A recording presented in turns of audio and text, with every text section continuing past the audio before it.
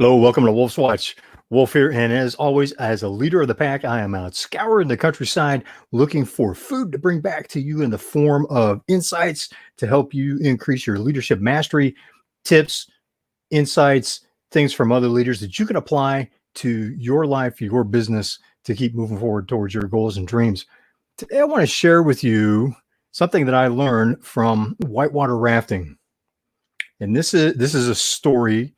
So imagine being on a river that is 200 feet wide. It's a warm August morning. The water's cool. The air's hot and muggy. You slip off the front of the raft that you're in with six of your friends. Just you, not all six of you swimming. But you slip off the raft into the cool water, swim for a little bit. Your guide says, okay, back in the raft. We're coming up on the next danger zone. So you're back in the raft with six of your friends. But you're playful. You're having a good time. There's 8 in most rafts. That's the standard. But in your raft, there's only 6 because you're short head count. 3 of the people in the raft, you came together. Your friends. You're there. You look over at them, you're nodding each other's heads. They're experienced rafters. They've been on this river and others many times. Your guide calls out, dig. So you stroke. Dig. So you stroke. You look over at your friend who's sitting up front with you, and you both grin and nod. You know it's time to play and have some fun because you're at the back of the line of 5 other rafts. You're in a pool of water that's slow moving, half-mile long. So you dig and you start calling out time. You start playing around, and you happen to hit on a phrase that was tied to a movie that you'd all recently seen. So you dig and you go, boom, shakalaka, boom, shakalaka, and you're stroking. Everybody starts laughing and digging harder, digging harder. The guy gets into it with you, and the guy shouting, okay, dig, boom, shakalaka, boom, shakalaka, dig, and you start passing the raft. They look over and they're like, what? You pass the next raft. The guy in that raft's waving at your guide, going, no. But it's too late. You're already committed to being first up to the next water feature, which is a class 4+ rapid. Hold that thought. Come up, get to the front of the line, get to the last raft, and you're just matching up, and they start backpedaling. And into the rapid you go. You won. You're number 1. Except there's a key piece of information missing here. I mentioned class 4+ rapid. Now, if you've been whitewater rafting, you know what that means. If you're not familiar with rafting, consider this. Rapids are ranked on a scale of 1 to 5, 5 being extremely dangerous. Now, there technically is a category 6. Category 6 is always fatal. So this is a class 4+ rapid that you've just dropped over the first hydraulic. So water's churning, boom, pushes you into it. Class 4+ rapid called the Double Z. This is in West Virginia on the New River. The Double Z, infamous rapid, very dangerous. It's called the Double Z because that's the pattern you have to run to survive the rapid. Well, the safest route, you may survive it otherwise. The safe route through it is like a Z. You cut across, you cut across, cut across, cut across in order to navigate around the most dangerous features. You've been briefed on the severity of this because 2 girls lost their lives the previous rafting season getting cut up on an undercut rock called the butcher block. Now, an undercut rock, again, if you've rafted, you know what this means. It's very serious. Just in case you haven't, bear with me a second. An undercut rock is a huge boulder that sits on a stack of smaller rocks, and what happens is the river dives underneath it. Now, the butcher block is about the size of a 4-bedroom house. The water is moving 12,000 to 15,000 cubic feet per second. 12,000 to 15,000 cubic feet per second. It's fast because it's been a wet summer. So the river's moving fast, and you've just entered in the wrong position in the double Z. You're supposed to enter the double Z to the right of the river so you can cut across and be positioned to cut back around that undercut rock. Now you're in the center, which means you're going to get pulled over because the current splits around rocks. Let me show you what I mean. Courtesy of New River Rapids on YouTube. Here is what this looks like. Bear with me.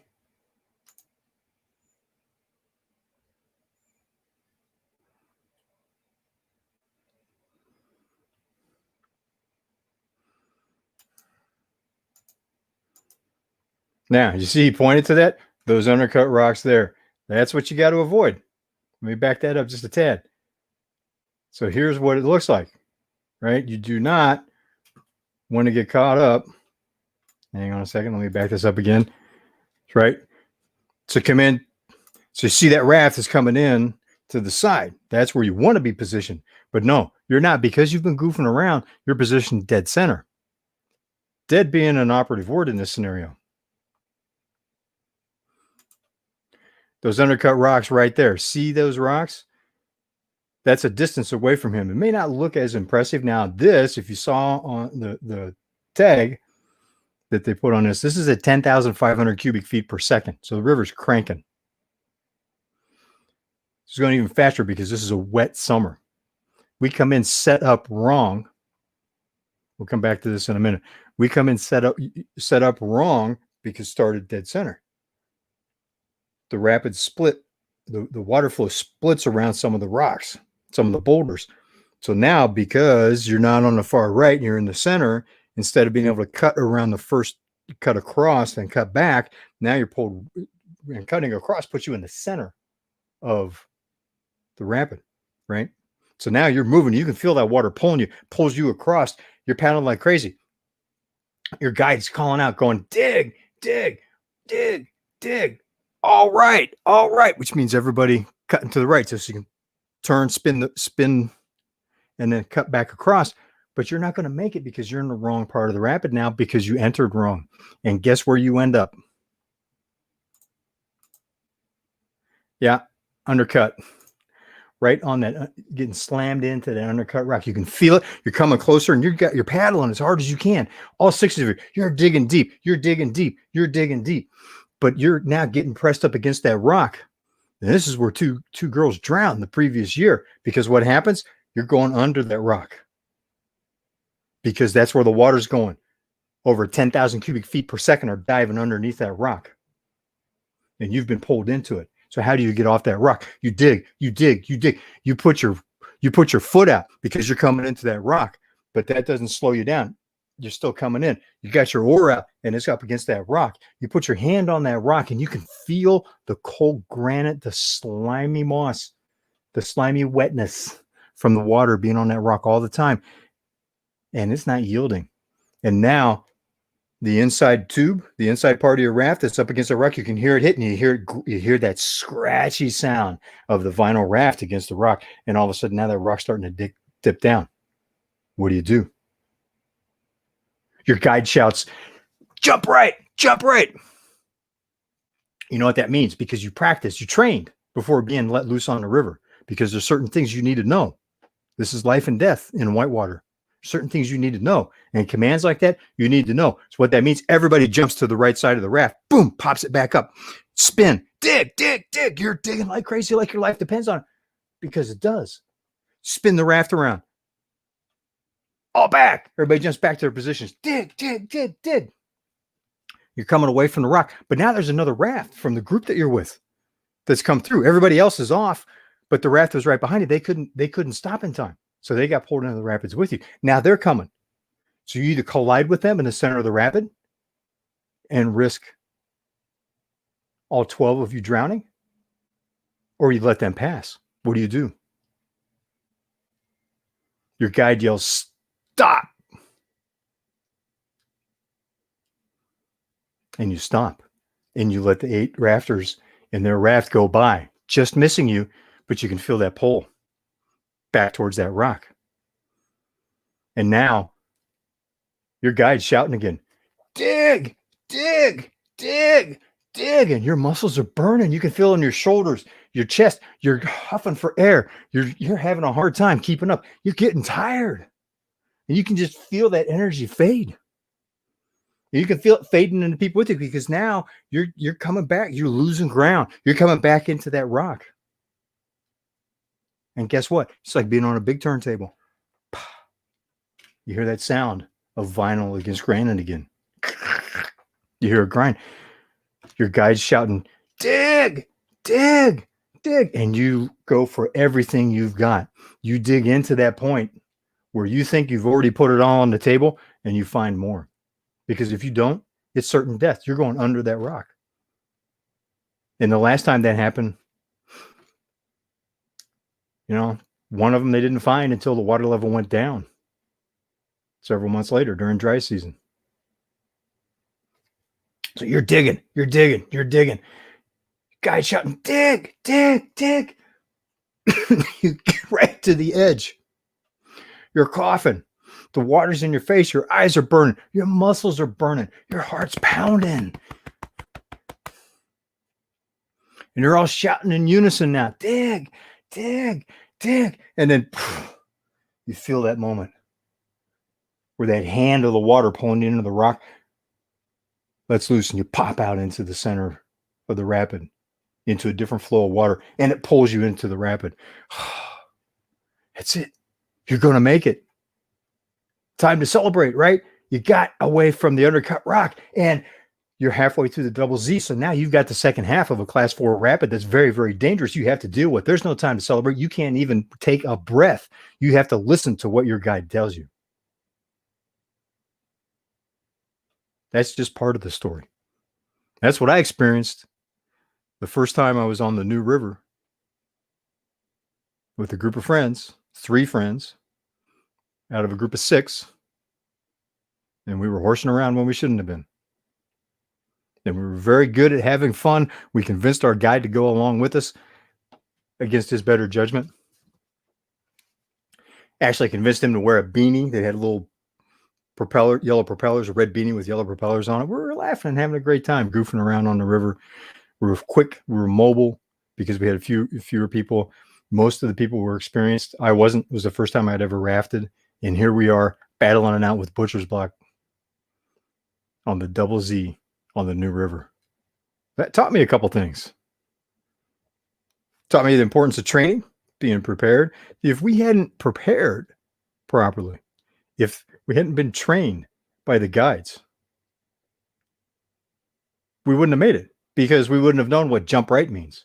We wouldn't have practiced jump right, because it's easy to flip, right? You all jump to one side of a raft. The rafts aren't that big. They're not super small. It's not like jumping to the side of a yacht, right? The whole point is to tip it up, but you don't want to go over the side. So you practice doing it. You practice anchoring yourself in the boat, in the raft. So training was very important. Listening to the guide was very important. Following. You want to be a good leader? Got to know how to follow. It starts with self-leadership. Starts with being able to follow other leaders that are farther along in the journey. And then you want to stay in the middle like that throughout your life, throughout your career. You're always in the middle. There's always somebody that's farther along in the journey, has a higher level of mastery. There's always someone trudging along behind you that's not as far along, hasn't achieved the same level of mastery that you have, that you can put a hand out to help forward. Right? So you're reaching out forward, reaching out to those behind you. It's not reaching down and reaching up. It's reaching out. Important distinction. It's reaching out to those around you. Right? So being able to take orders, listen to your guide. Third, timing. Right? You need to enjoy the journey. It's very important to know when and how. The timing was huge. Our timing was very off. We didn't stop when we were counseled to. The other rafts, when they were asked us to back down and to not do that. And some of them were playing too, right? So our being out of line became contagious to the other rafters that wanted to do the same thing. It's like, look, they're having fun. They're with it. You set up that competition. You got to be careful with creating competition. don't set up the wrong incentive with competition. See, in this case, we were creating competition when there shouldn't have been. Should have been working as a team instead of competing with each other to be the first one there. Know the distinction. 4, know when to be a team, know when you can compete within the team. And, it's just, you can't do it when it's to the detriment of the team.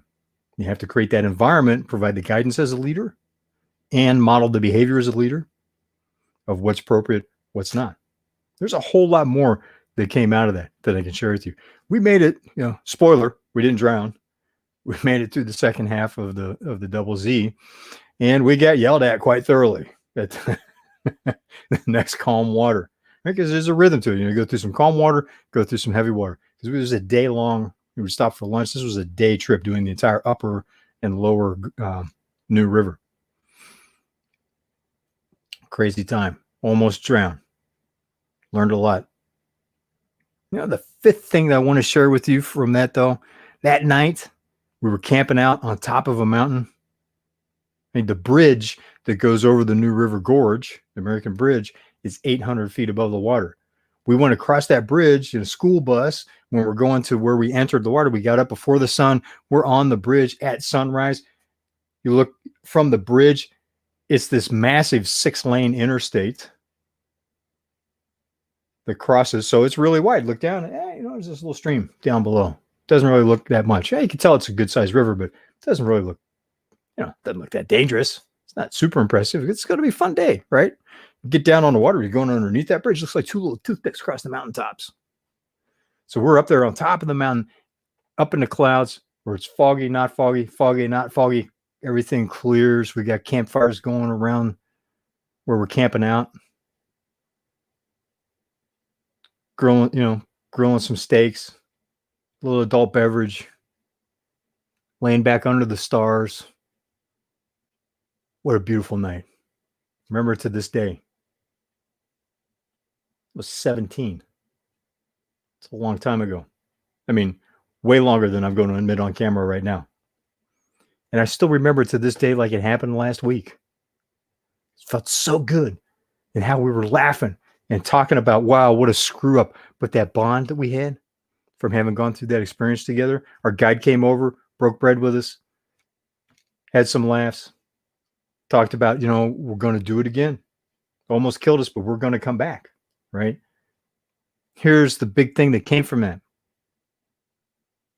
Reframed what I thought was possible in my life, right? I'm talking about what I wanted to do, how connected I felt to the world around me, my perspective, how different everything was that night versus that morning when I'd gotten up before the sun to pile on the bus with everybody else after we reissued our gear and given a basic safety briefing on our gear. Because we had to gear up before we got on the bus, because once we got off the bus, and we're putting rafts in water to get going, because it was a long day on the river.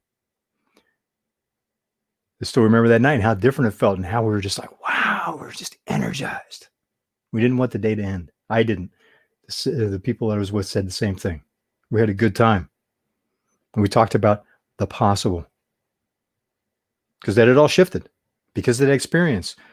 And yeah, it was a big part of it was the near fatal error that we made. The fact that we overcame that, though, unlocked energy like you cannot believe. And that was still just one experience within a very long day. So there were many great experiences, many great memories that we brought off the river with us to that campfire that night. That's the power of adventure. That's the power of play. That's the power of being intentional when you do it and reviewing it. We didn't know today we'll call it an after action review. Then I didn't know about it. My friends I was with, they weren't from the military. They weren't from corporate America. So they didn't know about after action reports. They didn't know about out briefs. I'd be willing to bet that the out brief tradition in corporate America was learned from those that came from the military. After action reviews, we talked about that. What went wrong? What are we going to do? What do we need to fix before the next time? How do we need to prepare more? How, be in better shape, be more physical conditioning before getting there. What can we do even better? What did we learn? It was a very different experience. It's why you need to have adventures. You need to stretch yourself. You need to play. As adults, we learn more and retain more, as much as 50% over just typical learning environment. So it's so important to play. It's so important to go after those adventures today. There's no guarantee that there's going to be a tomorrow. We've seen a lot of that this year with the great shutdown, with the riots that are still going on. There's no guarantee tomorrow's coming. Play today. Learn from it. Use it to change that frame that you've got. Reframe the possible.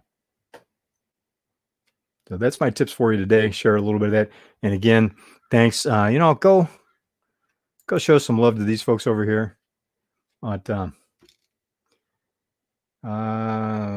showing, got the tag, the banner showing up here on YouTube. Thanks for letting me use the clip. Really appreciate that. And you want to learn more about adventures, what I'm learning from other people's adventures, other leaders' adventures, then go to adventureceo.tv. Again, it's adventureceo.tv. Send out once a month a summary of insights, things that are coming up, things that didn't make it into our TV interviews. A lot of time we usually end up with about 40% of what we talked about on the cutting room floor because it's just not time to put it in. And it's tough to make those calls. It's such golden insights that can be impactful if it's what you need at the time you need it, that we put out, once a month summary to be able to pass that along. Hope you enjoyed that story. I sure did. Makes me feel like I've been in the river. Thanks for joining this episode of Wolf's Watch. I'm Wolf, and as always, I will see you on the trail.